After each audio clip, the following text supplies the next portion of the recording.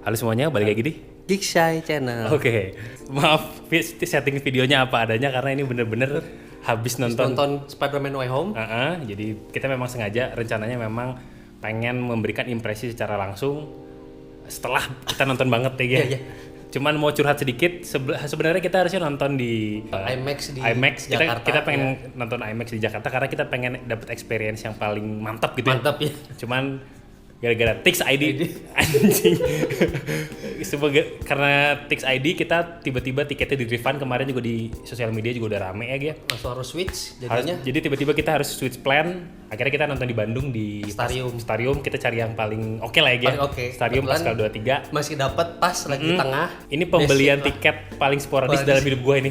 Gigi nggak tahu deh, cuman ini awalnya mau ke IMAX aja udah niat banget, cuman ini sporadis banget kita beli tiket. Yang penting dapet, terus akhirnya kita dapet kursi yang kita pengen. Ya puas aja apa yang kita dapat gitu, bersyukur lah. Nah langsung bahas apa yang sudah kita dapatkan dari tadi filmnya ya. Disclaimer sedikit mungkin spoiler, moga-moga nggak keceplosan ini ya. Sebisa mungkin kita nggak akan ngeluarin spoiler di sini karena kita bener-bener nggak mau ngambil kesenangan buat teman-teman yang nonton ya. Ya at least seminggu inilah kita nggak ini ya. Mungkin nanti video selanjutnya kita mau bahas secara lebih dalam ya, lebih detail. Isinya lebih banyak spoiler, tapi kita pengen bedah apa aja yang kita dapat dari film ini gitu ya. Ini first impression. Ini first impression benar-benar. Gimana? Ini untuk kesan awal ini super GG sih. Super GG anjing. Keren banget, sampai hitung sekarang pun Rotten Tomato-nya berapa? Masih di angka 97 98. 97, awalnya malah sempat 100 ya. 100. Cuman udah turun, cuman masih di angka 97 98. Itu menurut kita sih agak-agak gila ya. Gila. Ya. Ini tuh bahkan belum keluar di negaranya sendiri. Ini kita kebetulan nonton jam pertama, jadi emang makanya kita pengen langsung ngasih impresi sebelum mumpung masih panas juga ya. Iya, basa-basi lah. Apa basa-basi? Langsung ending film Far From Home langsung dilanjutin di sini. Jadi iya benar. Jadi kita bener-bener nggak dikasih waktu untuk basa-basi lagi, langsung tiba-tiba tak. Iya. Isanya bener-bener ngambil momen situasinya tuh langsung kontinuitas dari waktu sebelumnya gitu. Dan secara sederhana film ini tuh berdurasi 2 jam 28 menit ya. Dan sangat padat ya gitu. Sangat padat. Nggak ada, ya mungkin adalah sedikit cuman sedikit banget. Slow pacing dikit banget. Cuman ini bener-bener 2 jam tuh kita nggak dikasih kesempatan buat lengah gitu. Itu bener-bener gila sih. Sampai sekarang kita masih speechless sih, harus komentar apa gitu. Cuman keren banget. Ada beberapa adegan yang masih terngiang-ngiang. Ya kalau kita bisa bahas plotnya secara umum, impresi plotnya adalah dari awal itu tadi udah dibilang, dari Far From Home langsung diterusin. Dan dari situ kita hanya dikasih sedikit intro, terus langsung ngasih emosi yang cukup complicated, which is itu kayak mengaduk perasaan ya. Kan terus bikin roller coaster juga gitu. Nah iya, mungkin ini kita sebutin karena udah ada di trailer. Jadi kan di trailer juga udah dikasih lihat bahwa, dan di Far From Home juga dikasih tahu kan bahwa identitasnya Peter Parker ketahuan. Dan itu kan bayangkan itu terjadi di seorang remaja. Kalau di sini karena dia blip ya, jadi umurnya tuh masih di umur 16 tahun lah. Oh gitu. Ya. Nah itu jadi untuk umur segitu dapat pressure sekeras itu gitu. 17 tahun ya. Menurut gua cukup bikin mengaduk-aduk perasaan itu tadi. Ya kan perasaan. Dari situ langsung disikat, langsung memuncak ya gitu. Langsung memuncak, jadi kayak benar-benar kita langsung penonton itu dibawa, setiap karakter langsung dapat, khususnya trio itu ya. Trio apa? Trio Zendaya, Ned sama Zendaya, Jacob sama Tom Holland itu dapat konflik yang akhirnya bikin karakter tokoh utama kita putus asa gitu. Dan di situ juga dikasih lihat chemistry antara 3 karakter itu ternyata cukup dalam ya. Cukup dalam. Ya, the rule of three sudah pernah kejadian dari zaman Star Wars, Harry Potter itu rule kan. Rule of three never fails ya. Never fails kan. Jadi akhirnya hebatnya chemistry udah dapet, mereka dapat sebuah konflik. Kita juga nggak mau ngasih spoiler. Pokoknya akhirnya Spider-Man kita putus asa lah. Dan kelihatan kan di trailer juga bahwa apa sih kayak drop gitu kan. Drop itu yang membawa dia ke niatnya menuju ke pemecah masalah. Tapi malah muncul konflik baru. Ini kita tidak mau menyebut terlalu banyak. Kan ada di trailer juga bahwa dia datang ke Doctor Strange dan di situ terjadi sesuatu lah. Nah, itu dari situ langsung memuncak ya, bisa dibilang langsung merangkak naik, langsung memuncak. Dan nggak ada, menurut gue sih nggak ada turun sih. Nggak ada turun sama sekali. Nah, tapi yang bikin ini menarik adalah kadang-kadang kan kalau kita nonton film yang memuncaknya cepet dan terus-terusan itu capek ya. Nah, ini tuh enggak. Nah, itu ada beberapa timing yang dia kayak diturunin dan take its time gitu. Jadi dan ngasih momen-momen melankolis. Ya. Dan itu membuat jadi nggak capek nontonnya. Jadi kita capek. ada sedihnya, ada empatinya. Ada empatinya, benar. Terus dan balik lagi Spider-Man itu kan pasti selalu ada unsur komedi. Iya. Nah, unsur komedinya pun juga nggak terlalu giung gitu. Nggak terlalu giung. Kalau menurut saya ngerti sih di sini tuh agak di dumb down, jadi agak dikurangi dikit karena konflik internalnya Spider-Man itu terlalu berat sampai dia nggak bisa ngasih quip gitu. Jadi tapi juga tetap ada. Nah, itu yang menarik. Tapi jadinya kalau di sini tuh jadi satir ironi gitu, komedinya dia gitu. Tapi dan kena gitu di kita gitu. Tetap kan. ada lucunya tanpa mengganggu konflik dari Spider-Man-nya ini yang bisa dibilang cukup kompleks ya. Kompleks ya. Tragis lah gitu. Itu dari situ udah kita nggak dikasih kesempatan buat cooling down. Yang jelas roller coaster mengaduk-aduk emosi dan kalau bisa dibilang menurut gua ini juga mungkin salah satu faktor dari film ini it works gitu. Karena sebenarnya penonton itu sudah dapat walaupun ini film terakhir di tahun 2021 ya. Tapi kan kisah Spider-Man itu sudah bisa kita tarik mundur dari setidaknya 2 dekade terakhir gitu kan. Iya. Ya kalau kita tarik mundur Spider-Man secara garis besar movie ya. Ya udah kalau dari yang paling tua udah tua banget. Kalau kita rada maju ya dari zamannya Tobey Maguire. Iya. Itu udah dari zaman segitu sampai sekarang udah banyak. Kita bertumbuh dengan itu. Masyarakat juga sudah cukup engage dengan Spider-Man gampang lah ya gitu. Dan memang di Marvel juga kalau di piramida karakter kan dia paling puncak kan. Jadi tidak perlu introduksi juga. Betul. Orang tahu lah si Walk Claw itu kan siapa gitu kan. Jadi di sini tuh akhirnya hebatnya engage ke penonton casual sama comic reader jadi kena gitu.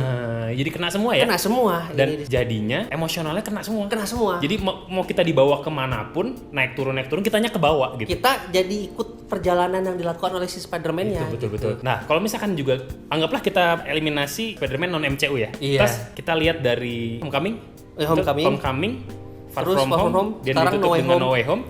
Menurut gua itu cukup, 2 film pertamanya itu cukup membangun dengan cukup berhasil lagi. Cukup berhasil, khususnya ini catatan pribadi saya, yang Far From Home itu menurut saya sangat berhasil, bahkan bisa dibilang kan dia jadi film Sony Marvel Studio pertama yang $1 miliar lebih kan.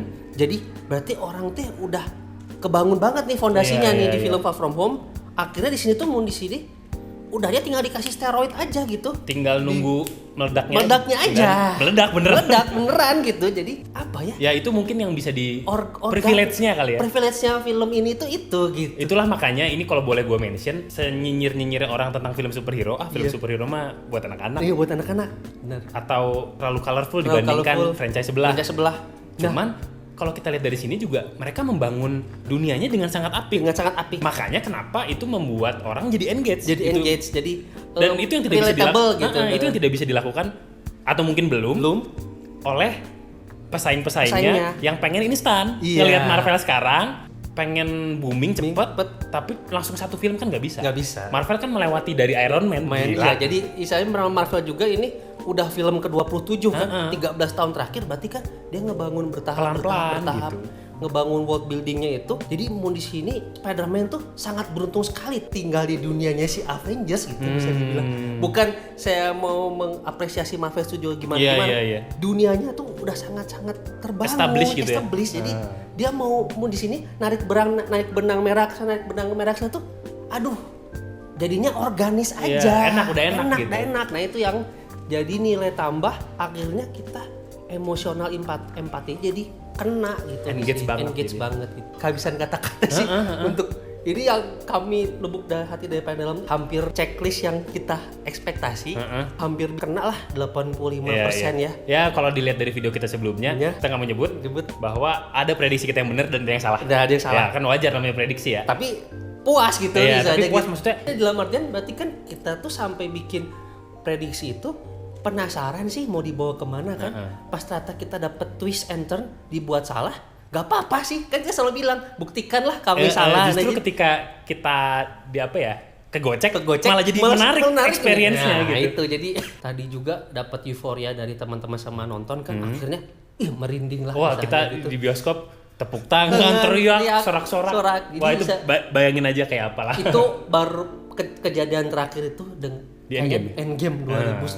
Jadi istilahnya akhirnya ya Tuhan setelah 2 tahun seret film bisa bikin orang merinding, tepuk tangan, apa keluar air mata. Keluar air mata. Aku udah berkali-kali menyekam muka lah pokoknya. Istilahnya udah kacau ini untuk di sini wah. Sampai udah Cooling down. baru nanti kita bahas secara lebih dalam lah. Yang jelas satu lagi yang bisa gue mention adalah skripnya terbangun dengan sangat baik ya. Iya. Maksudnya setiap dialog yang diucapkan antar pemain tuh ada isinya gitu. Isinya berisi gitu. Daging gitu. Jadinya tuh nontonnya tuh kayak nggak berasa enteng gitu ya. Nggak berasa enteng. Jadi kayak dapet sesuatu gitu. Iya, film superhero, tapi ada pesan-pesannya yang meaningful gitu. Itu makanya kenapa gue agak kurang setuju dengan orang yang antipati dengan film superhero menurut gue sih, menurut gue ya. Karena dia mungkin ngelihatnya aja kulitnya aja gitu kan. Iya. Tapi ya itu selera juga ya. Cuman kembali di sini itu kerennya naskah yang ditulis Eric Sommer sama John Watts itu saudaranya juga yaitu John Watts itu edan lah gitu ya. Apa mengharmonisasi setiap elemen yang ada di film ini dengan sangat pas gitu. Pas gitu.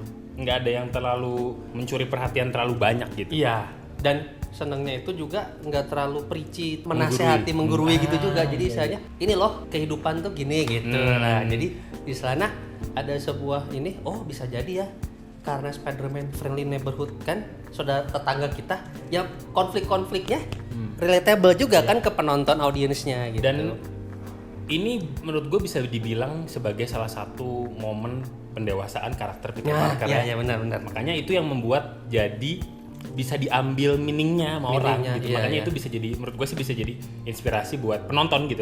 Yang jadinya balik lagi jadi engage kuat. Iya. Sukanya juga akhirnya di sini itu seorang Peter Parker atau Spider-Man dikasih sebuah pilihan gitu. Pilihannya berat memang. Ya itu dia. Ini salah satu konflik. Dia harus dihadapkan dengan pilihan yang berat. Ini nggak spoiler sih aman. Nggak spoiler sih aman. Di sini itu dia Spider-Man di sini itu sebenarnya butuh orang di sekitarnya. Iya. Bukan sosok superhero yang mighty, kuat.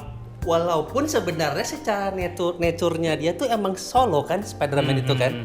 Tapi di sini karena dia sudah pernah diajak beraksi dengan Avengers yang mana itu pasti kerja sama tim. Akhirnya dalam menyelesaikan konflik dia ini juga dia kerjanya secara tim. Dan memang akhirnya timnya tanda kutip orang-orang terdekatnya itu juga ngasih andil, walaupun sebenarnya cuman mau di sini itu cuman sedikit tapi itu ngasih kekuatan gitu ke si Peter Parker kita, dan akhirnya dia itu juga bisa menghadapi ini semua walaupun berat, akhirnya bisa terhadapi juga. Sama satu lagi acting ya, acting dari setiap pemain. Ya salah satunya kan kalau Green Goblin udah kelihatan di trailer. Yang aktor seniornya jangan ditanya ya. Siapa itu namanya? Jamie Foxx kan ya. Jamie Foxx. Si Electro, terus William Dafoe si Green Goblin. William Dafoe sih sama salut anjing. Sama ini kalau teman-teman pernah main game Spider-Man, ini kata saya Octavius-nya mendekati itulah karakternya si Alfred Molina. Aduh kacau pisan ini, aku kena pisan gitu. Jadi 3 di OG villainnya itu ternyata ada suntikan ke kualitas acting yang bagus. Iya, yang mana akhirnya kuat. Jadi si Tom Holland juga terpancing, tertantang gitu untuk keluar potensinya gitu. Keluar potensinya. Nah, di sini makanya kalau nggak salah gue tadi sempat lihat internet sepintas juga Tom Holland dapat apresiasi yang cukup besar ya. Iya. Bahwa lu memainkan Tom Holland dengan sangat baik gitu. Banyak dapat pujian gitu. Dan satu inilah Dr. Strange Mr. Benedict Cumberbatch juga sih. Benedict Cumberbatch. Jadi kayak di sini itu istilahnya dia dikelilingi sama aktor-aktor yang udah pernah nominasi Oscar. Itu kan edan itu baik nggak bisa main-main lah gitu istilahnya. Iya. Dan asli di sini akhirnya si Tom Holland bisa mengeluarkan sejauh ini acting terbaik dia lah. Terlepas dia pernah main film yang lain juga, tapi menurut saya ini acting terbaik dia sebagai si Peter Parker / Spider-Man gitu. Mungkin teman-teman nanti bisa perhatiin kalau yang belum nonton setelah video ini rilis, saking bagusnya actingnya, banyak sekali gestur-gestur yang sederhana tapi karena didukung dengan background cerita yang udah mantap, aktornya keren, cuman pandangan mata tuh bisa bikin kita nangis jadi bangsat, nggak usah ngomong juga, terenyuh kita gitu. Tahu backgroundnya, ceritanya, dan actingnya bagus, aktornya keren, jadinya tuh kita langsung tersampaikan gitu loh. Bangsat itu. Jadi kayak ya mungkin engagementnya udah sampai ke sanubari lah gitu kalau bahasa lebaynya. Udah sampai level itu ya? Udah sampai level itu gitu. Ya intinya ini kita coba simpulkan di akhir. secara emosi lengkap ya. Lengkap dari complicated, apa terus bikin galau gitu, menegangkan, lucu, bahagia, sedih, keren. Anjing, kerennya nggak ada yang ngalahin sih, nggak ada obat. Nggak ada obat tuh, tonton sendiri ada di bioskop. Kalau lu bisa diem tanpa berekspresi, lu bukan manusia gue pikir. Atau ini prokes. Iya, prokes. Seprokesnya bodo amat anjir. Udah gitu aja ya. Udah itu aja sih, paling kurang lebih seperti itu. Nanti mungkin di video selanjutnya kita akan bahas lebih dalam lagi ya. Kalau enggak keceplosan Iya, soalnya takutnya nanti sayang lah. Kita nggak mau mengambil kesenangan. Ini mudah-mudahan ini langsung bisa tayang hari ini. Ya, jadi setelah habis rilis ini langsung gue edit, langsung gue tayangin supaya langsung dapet segera buat teman-teman yang mau nonton jadi lebih semangat gitu ya. Iya. Sekian untuk video kali ini. Sampai jumpa di video selanjutnya. Bye Bye-bye.